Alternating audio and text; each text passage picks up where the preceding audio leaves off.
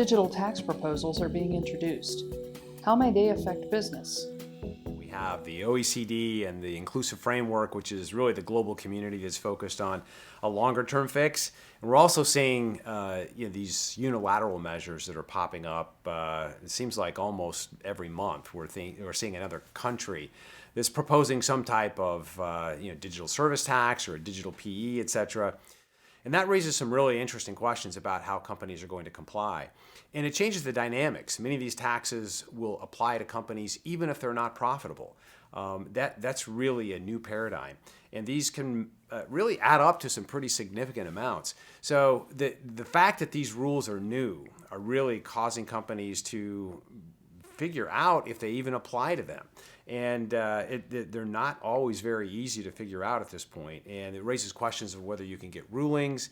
It raises questions about which of my revenues could be subject to gross basis taxes. What parts of my business could be subject to these new nexus standards that some of these countries are actually imposing on a unilateral basis.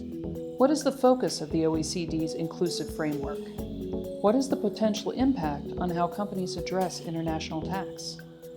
Well, as we look at what's happening on this digital tax conversation globally, as we've discussed, we have the unilateral measures that are taking place. We also have countries getting together through the inclusive framework at this point, although the EU continues to be out here with things that they're trying to do, as well as the UN around this conversation. But it seems to be most of the momentum is around the inclusive framework at the OECD. And what they're focused on is a longer-term solution to address the concerns that many countries have about the evolution of business models in this digital era. And that's principally driven by the concern that companies can exploit markets without a physical presence. And traditionally, without that physical presence, countries are not able to tax those enterprises that are doing business in their markets. That's what's driving this change, and it's really leading to questions about whether we actually change the way we've known international taxation as a standard approach over the last 40 years. That's a pretty fundamental change in terms of how we've looked at international taxation. It'll impact planning, it'll impact the effective tax cost of companies. And it's really something that requires gathering different types of data and being able to plug that into models that heretofore we really haven't used. This type of a hybrid system and what type of an effective tax cost that might generate is really a challenge to get at. And that's an area where we've been helping clients to focus on how you might model that and how you might layer in these different alternatives of not only what's happening today around the digital services tax, but what might be happening in the future of moving to a hybrid system.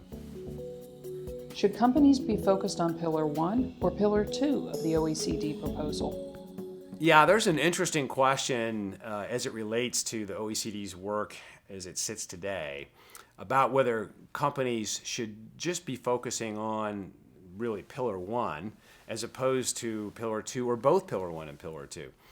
And most of the attention has been focused on Pillar 1 because that's really the one that's grabbing the headlines, right? That's moving away from arm's length standard and essentially taxing some portion of income that a global group has on some formulaic or maybe even apportionment type basis. And that's big news.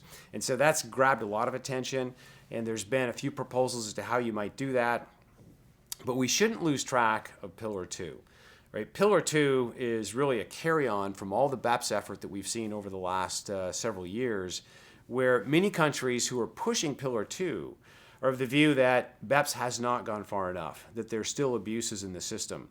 And this idea of a global minimum tax, on top of what's happening on Pillar 1, has some very interesting and unexpected interactions. And there is a view, which I think we need to pay attention to, that in order to get consensus from the global community around Pillar 1 changes, some of these countries are going to demand that Pillar 2 becomes part of that reality. And so I don't think we should take our eye off of what's happening on Pillar 2. How could the proposals affect companies' cross-border tax planning? The OECD proposals that are being pushed forward as part of the digital tax conversation currently are really fundamentally changing the way we've known international tax. In many senses, it's moving to either a completely different system as to how a group's income is recognized in tax jurisdictions, or moving to a hybrid system of what we've known under the arm's length standard, or moving to that, as well as a portion of the income being taxed under some formulaic basis. It's going to introduce a different risk profile. To the extent we're taxing some of our income on a global basis, we no longer have issues of trying to resolve disputes on a bilateral basis. This becomes a multilateral dispute resolution issue. That changes the risk profile dramatically. And so not only does it cause us to think about what we should be doing in terms of current in-flight planning and how effective that might be in the longer term, it does raise this issue of how do I need to understand my organization's risk around tax, and how do I need to capture the data in this new world that will allow me to not only understand that risk, but to measure it and make sure I'm communicating effectively up the chain to my CFO.